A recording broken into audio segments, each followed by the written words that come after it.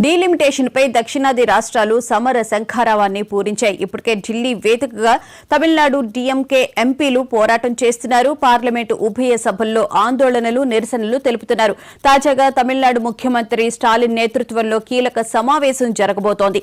ఈ రోజు తమిళనాడు వేదికగా దక్షిణాది రాష్ట్రాల అఖిలపక్ష సమావేశం జరగనుంది.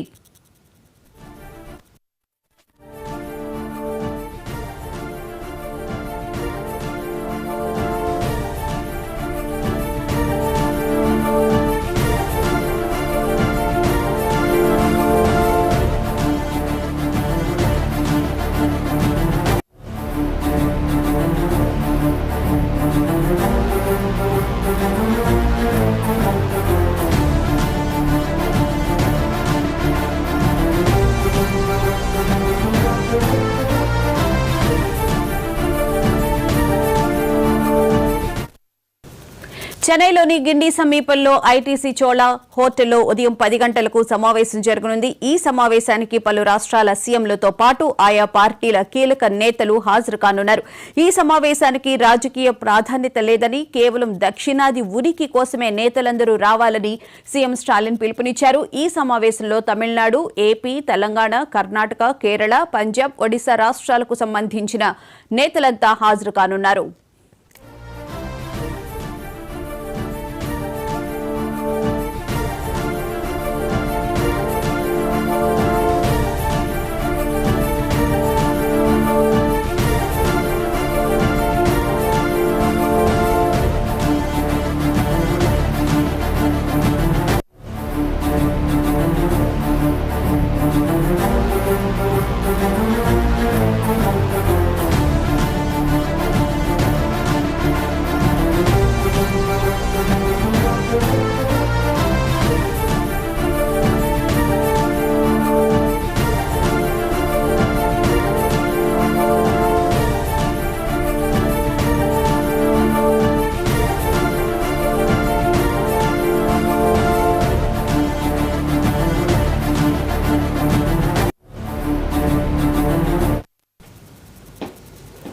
ఇక ఇదే అంశానికి సంబంధించిన పూర్తి వివరాలను మా ప్రతినిధి శ్రీకాంత్ అడిగి తెలుసుకుని. శ్రీకాంత్, చెప్పండి, ముఖ్యంగా సీఎం రేవంత్ రెడ్డికి కూడా ఈ డీలిమిటేషన్ కి సంబంధించి సమావేశాలకైతే హాజరవడం జరిగింది.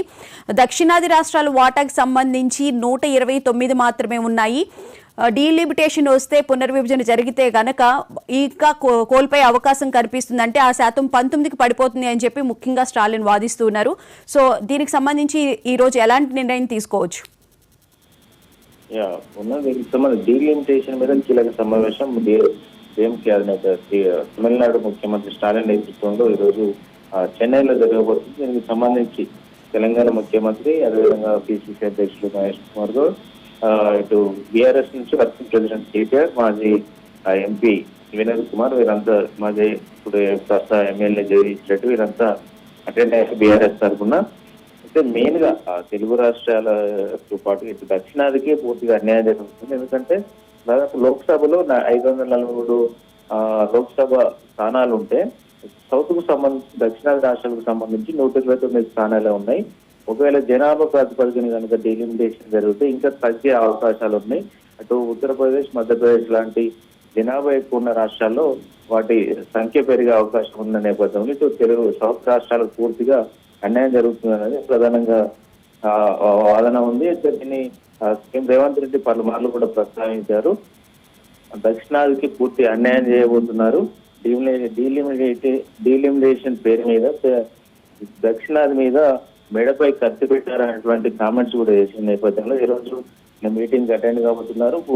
పూర్తిగా సౌత్ సంబంధించినటువంటి రాష్ట్రాలకు సంబంధించినటువంటి నేతలు ఈ సమావేశంలో 10 గంటలకు ప్రారంభం ఉన్న ఈ సమావేశంలో పాల్గొనబోతారు. వీటితో పాటుగా పంజాబ్ కు సంబంధించినటువంటి, ఎందుకంటే చిన్న రాష్ట్రం, అక్కడ కూడా జనాభా ప్రతిపాదన కనుక డీలిమిటేషన్ కనుక జరిగితే అక్కడ కూడా వారి స్థానాలు తగ్గే అవకాశం ఉంది. కాబట్టి పంజాబ్ కు సంబంధించిన ముఖ్యమంత్రి ఉన్నారు భగవాన్ సింగ్ మాన్ కూడా ఈ సమావేశానికి అటెండ్ కాబోతున్నారని ఇప్పటికే డిఎంకే ఎవరైతే మీటింగ్ కండక్ట్ చేశారో వాళ్ళు చెప్పిన ఉన్న నేపథ్యంలో నార్త్ నుంచి ఇటు పంజాబ్ రాష్ట్రం అటెండ్ కాబోతున్న నేపథ్యంలో ఇటు సౌత్, అదే విధంగా ఇటు పంజాబ్ నార్త్ లో ఒక స్టేట్ నుంచి ఈ సమావేశం అయితే కీలకంగా మారబోతుంది.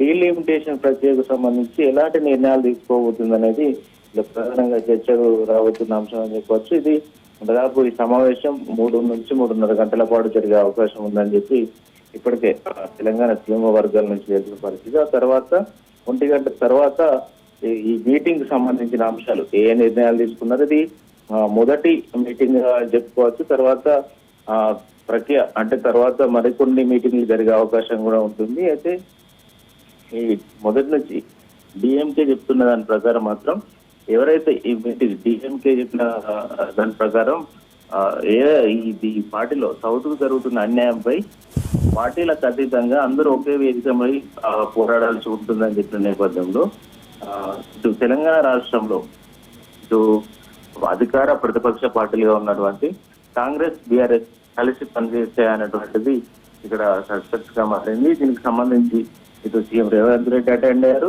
ఇటు కేటీఆర్ అటెండ్ అయ్యారు. అంటే గత కొన్ని నెలలుగా ఉప్పు నిప్పుగా ఉంటున్నటువంటి ఇటు కేటీఆర్ కావచ్చు, అదేవిధంగా సీఎం రేవంత్ రెడ్డి కావచ్చు, ఇలా ఎలా చర్చలు దారితీస్తుంది, అదేవిధంగా ఎలా ఉంటుంది అనేటువంటి ఆసక్తి కూడా ఇప్పుడు తెలంగాణ ప్రజల్లో కావచ్చు, తెలంగాణ వర్గాల్లో కూడా ఆ రాజకీయ వర్గాల్లో ఆసక్తి చోటు చేస్తుందని చెప్పొచ్చు. దీనికి సంబంధించి ఈ మీటింగ్ అనంతరం ఉమ్మడిగా ఒక ప్రెస్ మీట్ అయితే ఏర్పాటు చేయబోతున్నారో, ఇందులో ముఖ్యమంత్రులు పాల్గొంటారా లేకుంటే ఆయా పార్టీలకు సంబంధించినటువంటి ప్రాతినిధ్యం వహిస్తున్న ముఖ్య నేతలు పాల్గొంటారా అనేటువంటిది చూడాల్సి ఉంటుంది. ఎందుకంటే దాదాపు 5 ముఖ్యమంత్రులు అటెండ్ కాబోతున్న ఈ మీటింగ్ కి ముఖ్యమంత్రులతో పాటు గతంలో ప్రాతినిధ్యం వహించినటువంటి కీలక పార్టీలకు సంబంధించిన నేతలు కూడా ఉంటున్నారని చెప్తున్నారు. అయితే ఈ సమావేశానికి సంబంధించి ఇటు కాంగ్రెస్ గానీ బీఆర్ఎస్ గానీ ఒకే స్టాండ్ తీసుకోవాల్సి ఉంటుంది ఆ మీటింగ్ అభిప్రాయం మేరకు.